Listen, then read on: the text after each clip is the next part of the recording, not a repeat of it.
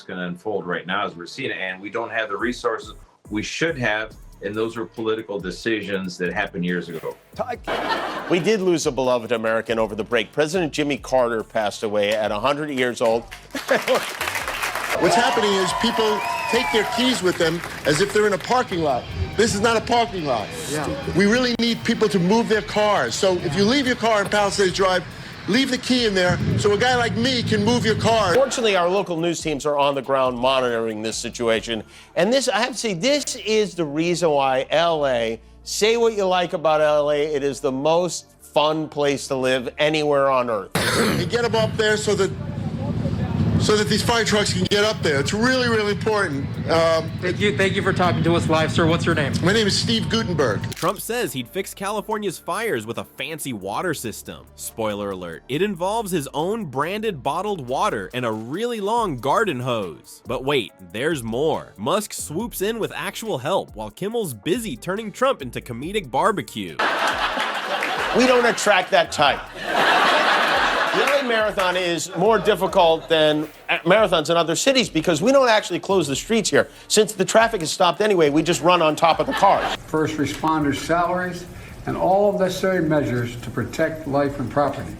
Yesterday, another major sporting competition came through Hollywood, the LA Marathon. Did anyone in our audience run in the LA Marathon? No, of course not. At some point when humans can successfully contain the fire and secure the area and all that stuff and care for the evacuated, it's a humanitarian crisis. You won't believe what happens next. Before we move on, I'd like to ask you a small favor. If you appreciate this content, please take a second to like this video and subscribe to the channel. Over 98% of you watch the videos without subscribing. It costs you nothing, but it makes a huge difference to us. So did you click the subscribe button?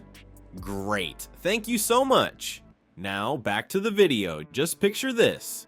During his time at Mar-a-Lago, our good friend Donald Trump has a brilliant idea, which is most likely to involve him dunk his elbows in a bucket of Kentucky Fried Chicken. He is going to solve the problem of wildfires in California by utilizing the biggest, most beautiful water system, because it would appear that firefighters have been employing super soakers for a considerable amount of time in order to combat fires. Who could possibly have knew? In the meantime, in the real world, where actions do matter, the state of California is literally experiencing a fire. Now, who is it that comes to the rescue? Elon Musk, the world's favorite billionaire space cowboy, is the one who has the magical H2O fantasy. It is not Donald Trump who has this magical fantasy. Although he is not actually wearing a cape, it is almost as if he is wearing one. He is most likely just wearing his Occupy Mars merchandise. While Trump is still struggling to spell the word firefighter on Truth Social, Musk is making a genuine contribution to the conversation. His free Starlink terminals are being distributed to those who respond to emergency situations. You are probably familiar with those high-end satellite internet devices that continue to function even when everything else fails. There is, however, more to come. Jimmy Kimmel, the late-night roastmaster extraordinaire, is about to deliver additional criticism to our individual who formerly served as the commander-in-chief. Kimmel did not pull any punches when he referred to Trump as a draft-dodging, tax-cheating, fake university-operating, charity-scamming, bullshit-spewing, Putin-praising, dictator-loving, one-term president. Kimmel's description of Trump encompassed all of these characteristics. What do you think about saying that 5 times in a row? The moment you thought Kimmel was finished, he went for the kill and went for the jugular. He made a joke about the alleged gas problem that Trump is having, and he implied that the former president might want to increase the amount of vegetables that he consumes.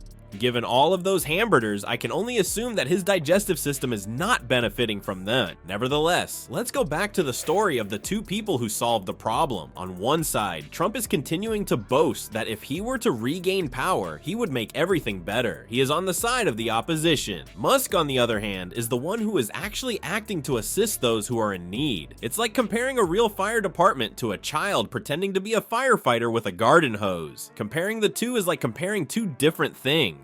Jimmy Kimmel arrives at Trump Tower brandishing a flamethrower, as if the humor could not possibly get any hotter than the wildfires that are raging in California. The late-night comedian is not holding back and is serving up a roast that is so scalding that it appears to be a church newsletter on Trump's Twitter feed. In the beginning, Kimmel makes fun of Trump's brilliant idea to rename the Gulf of Mexico. It would appear that simply adding the word America to something will miraculously resolve all of its problems. Kimmel responds by saying, "You spent 2 seconds thinking of it. He still has no healthcare plan. How awful." Apparently, a comedian has just instructed Trump in the subject of geography. There is, however, more to come. His jokes are as sweltering as the summers in California, and Kimmel is just getting started in the comedy world. He criticizes the purported ability of Trump to put out wildfires, and he implies that selling marshmallows with the Trump logo on them would be his solution if the Orange Man were still in power. If you were still in charge, your solution to the fires would be selling Trump-branded marshmallows, Kimmel says with a laugh. For the simple reason that, after all, what could be a more effective way to convey the message that I care about natural disasters than using money? The comedian is more than meets the eye. He is delivering zingers at a rate that is faster than Trump can say the phrase fake news. Kimmel even makes a joke about Elon Musk in his jokes about the possibility of a partnership between Trump and Musk.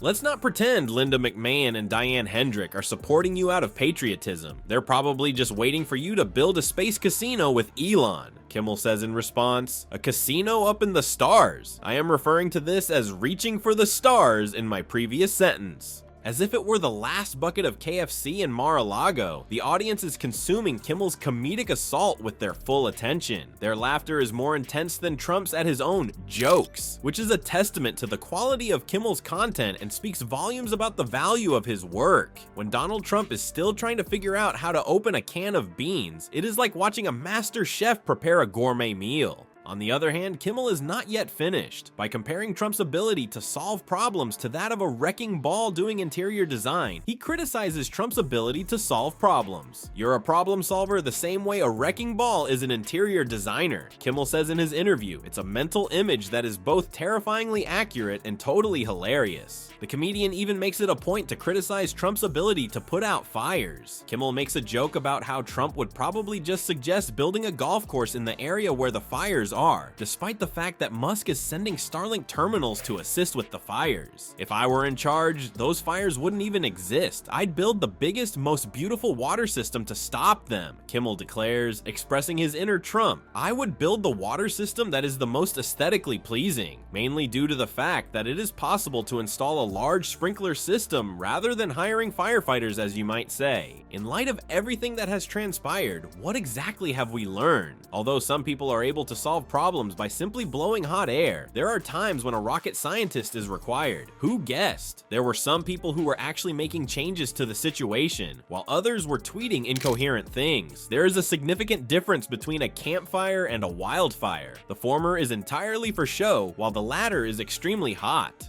On the other hand, let's not forget about us regular people. As well, we have a part to play in this. Instead of waiting for the next miracle to be performed by Musk or for a tweet from Trump that is grumpy, perhaps we should get our act together. Make sure you are aware of the local emergency services, put together an emergency kit, which should include some snacks of course, and locate escape routes. When things get out of hand, it could very well save our rear end. It's not too difficult to understand, and it is important for everyone to keep in mind that the solution to problems is not about who can yap the loudest or who can make the most extravagant promises regarding the water system. Who actually delivers the goods is the deciding factor in this situation. Therefore, the next time there is a crisis, perhaps we ought to spend less time on Twitter and more time looking for actual solutions to the problem. I just wanted to share a thought with you from your friendly local comedy news show.